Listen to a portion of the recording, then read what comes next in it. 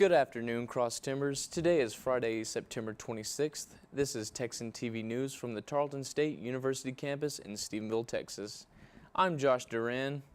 Here are today's top stories. In campus news, the Department of Transition and Family Relations welcomes your family for the 2014 Family Weekend festivities. This morning we sent reporter Shelby Shaw over to the Thompson Student Center to join and help welcome family members with Mike Barnett, coordinator for transition programs, and Camry Farhat, intern and senior marketing major. While enjoying the free refreshments, Shaw interviewed the White family. Emily White is a freshman nursing major, and she invited her mother, Angie. Here's what mom and daughter are excited about for this year's family weekend. I'm excited to spend some time with my daughter and go to the tailgating and football game. I'm just really excited that my family's here and I get to spend time with them because they live 8 hours away, so I never get to see them. So it's really cool that they're here, and I'm excited to just show them around the campus and let them check it out. Before leaving, Shaw had the opportunity to talk to Lathes Towns, director of the Transition and Family Relations Department, on the phone, and Ms. Towns says her goal for Family Weekend is to give the family of our Texans and Texans the opportunity to enjoy and experience their students' new home and community, as well as the atmosphere Tarleton has to offer. Barnett and Farhat invite you to come learn more about Family Weekend on the top floor of the Thompson Student Center. They will be providing information and selling Family Weekend t-shirts. You can find a schedule for Family Weekend on the Tarleton website. In regional news, according to the Stephenville Empire-Tribune, a Dublin man suspected for a string of robberies has been taken into custody.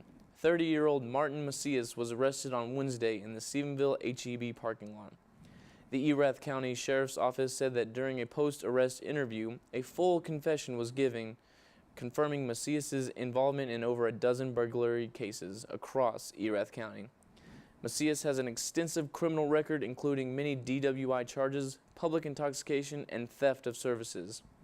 According to the Erath County Sheriff's Department, he is currently being held at the Erath County Jail with a bond of $300,000. According to the Glen Rose Reporter, Fire Marshal and Emergency Management Coordinator Ray Wilson gave a presentation to the Somervell County Commissioners regarding the utilization of communications tower near Chalk Mountain that could possibly better serve emergency responders from Hood County near the Somervell County line. Wilson believes that placing an antenna on the tower will better enhance the ability for emergency responders in the two counties to communicate over a digital radio system. Somervell County Commissioners have unanimously approved of the measure. And now today's Texas national and international news from the Associated Press. In Texas news, the state auditor's office said in a report on Thursday that the University of North Texas owes the state $75.6 million. An investigation showed that the university manipulated its payroll spending so it would receive extra money from the state for many years. The state auditor's report says that based off interviews, the university's practice of receiving extra funds could go as far back as the 1970s. And in San Antonio, a woman breaks a car window to save a baby who was left in the heat of a car. Here's the AP News story. When Angela Radke saw a child locked in a car in the hot Texas sun, she knew someone had to act quickly. The baby was red and looked uncomfortable, and I was just really scared. So the retired Army captain jumped into action, asking other bystanders for something heavy. And then I busted out the front of the window And climbed into a stranger's car to bring the baby to safety. Other witnesses dialed 911, but she says nobody offered to help. I felt like some people were kind of scared. They didn't want to be liable because the security guard was yelling that I could possibly be arrested for breaking the window. But when police arrived, the only person arrested was the baby's father. KENS TV reports 37-year-old Richard Elliott is charged with child endangerment. When rescuers arrived, the 9-month-old had to be treated for dehydration. They say surveillance video shows the baby was in the hot car for at least 40 minutes. My wrists were bleeding really bad, kind of concerned me. Radke's arms and hands recovered from scrapes from the broken glass. Definitely worth it.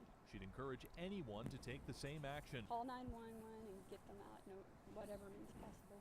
Robert Bumstead, Associated Press. In national news, the national average for the price of a gallon of gasoline start with a 2 across much of the U.S. In fall, gasoline prices typically decline as refiners are allowed to use a cheaper blend of gasoline for the cooler months. Up to 30 states could have an average gasoline price of less than $3 a gallon by the end of the year. According to Tom Kloza, chief oil analyst at the Oil Price Information Service, the average in Springfield, Missouri is already below $3. High-priced states such as California and New York will probably keep the national average above $3. The global price of oil has fallen to $97 a barrel last year. The national average was $3.79. This year, the national average peaked in April at $3.70 per gallon. Lower fuel prices can help the economy in a multitude of ways, including cheaper shipping, affordable travel, and consumer purchase confidence. Increase in domestic supplies is also helping avoid spikes in gasoline prices. Phil Flynn, oil analyst at Price Futures Group, says, "For the regular driver, it's the best of time." And in international news, Britain Prime Minister David Cameron requests approval from Parliament to join in international airstrikes against the Islamic State group in Iraq. Here is AP News with the story.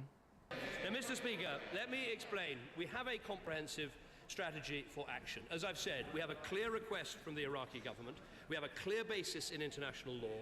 We have a substantial international coalition, including many Arab partners, and we need to act in our own national interests. So I believe in answering the question about whether this is morally right. It is morally right that we now move to a new phase of action by asking our armed forces to take part in international airstrikes against ISIL in Iraq, and I believe we should do so now. In sports, Derek Jeter played his last home game in Yankee Stadium last night. The Yankees were eliminated from the playoffs on Wednesday with a 9-5 loss to the Orioles. Jeter is a 5-time World Series champion in his 20-year baseball career. The Yankees were able to give Jeter a farewell win against Baltimore with a final 6-5. Top games this week is the annual Arkansas-Texas A&M battle at Cowboys Stadium in Arlington. The number 6 ranked Aggies are dominating the passing game, being led by sophomore quarterback Kenny Hill. Arkansas is under their second season with coach Brett Baylema, who was greatly approved for the Razorback running game. From the looks of both teams, it seems as if defense is what is really going to win this game. And the big game on Sunday is the throwdown between the New Orleans Saints and the Dallas Cowboys. According to AP News, Saints coach Sean Payton along with quarterback Drew Brees have gone out of their way to point out the improved Dallas defense. Last time the Saints and Cowboys met, the Dallas team fell short, and Cowboys coach Jason Garrett said he views the game as a teaching tool. Sports Network has predicted a Cowboys win 31-27. The game will air on NBC at 7:30. And in Tarleton sports, the Texan volleyball team is back on a winning streak, beating Texas A&M Kingsville as well as Southeastern State of Oklahoma.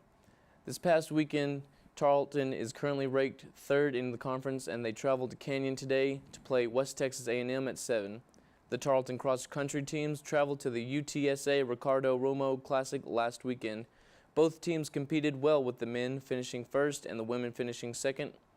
They will continue practicing, and they travel again to San Antonio on October 11th for the University of Incarnate Word Cross-Country Invitational.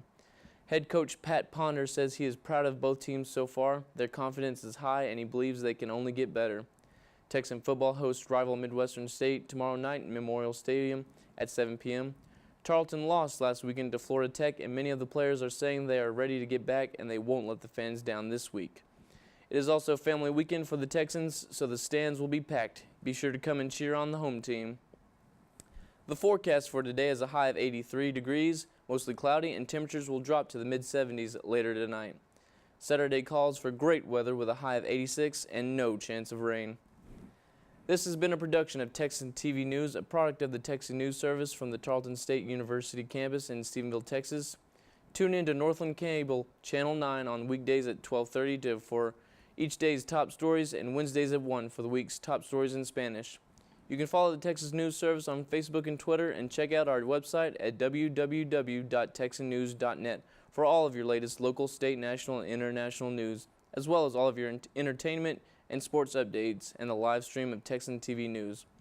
Today's broadcast was produced by Caitlin Woods, Shelby Shaw, Haley Dawson, and Leanne Flores. I'm Josh Duran. Have a wonderful weekend, Tarleton Texans. Bleed purple.